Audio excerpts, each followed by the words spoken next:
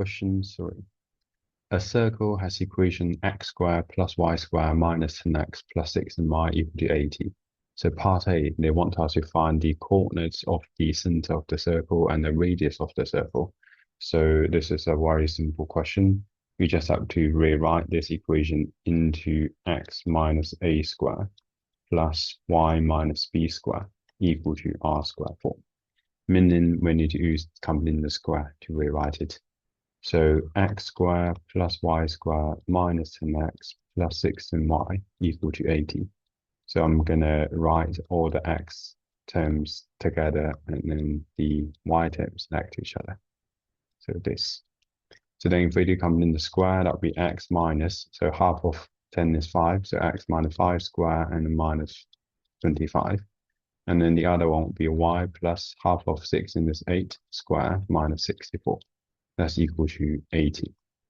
So then x minus 5 square plus y plus 8 square is equal to 80 plus 25 plus 64. That would be 169. So that means the center is equal to 5 and then negative 8. And then the radius is equal to square root of 169, which is equal to 13. So part A is done. And then part B, given that P is the point on the circle that is furthest away from the origin O, and then we want to find the exact length OP. So for all those type of questions, always sketch them out, visualize it. Otherwise, it's hard to see. So let's say 5 is somewhere here, and then negative 8 is somewhere here. So that would be the center of the circle. And the origin is just the origin. So first, what I'm going to do is I'm going to work out this length, the length from the origin to the center of the circle. Because if I want to sketch the circle, I need to know whether the radius is more than that or smaller than that. So because if it's more than that, the circle will be go over the origin. And if it's smaller than that, the circle should be inside. Yeah.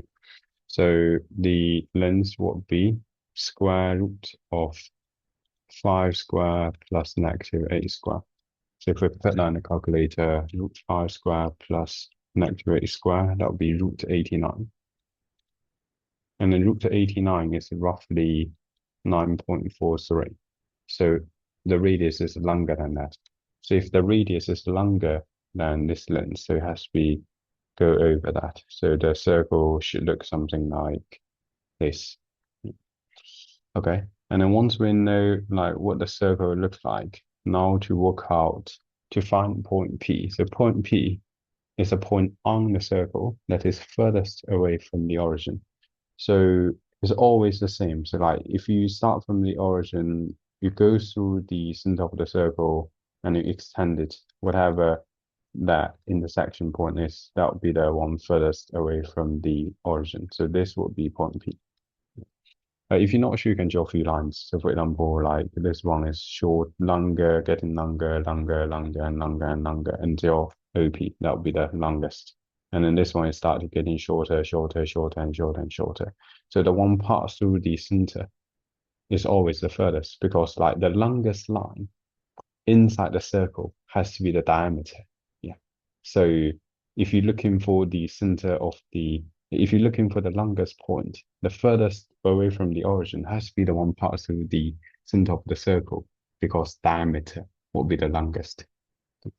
And then by the same principle, if the question asks you to work out the one closest to the origin, so again, draw the diameter which pass through origin and the center of the circle. So this will be the shortest, the closest to the origin. And then the other end is always the furthest away from the origin. Yeah, just remember that. And then to work out that length, OP, is very simple. We already know this length is root 89. And then this is the radius, which is 13.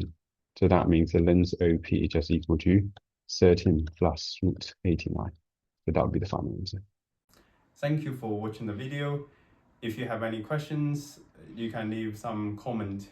And then if you find the video helpful, please like it and subscribe it. May the A star be with you.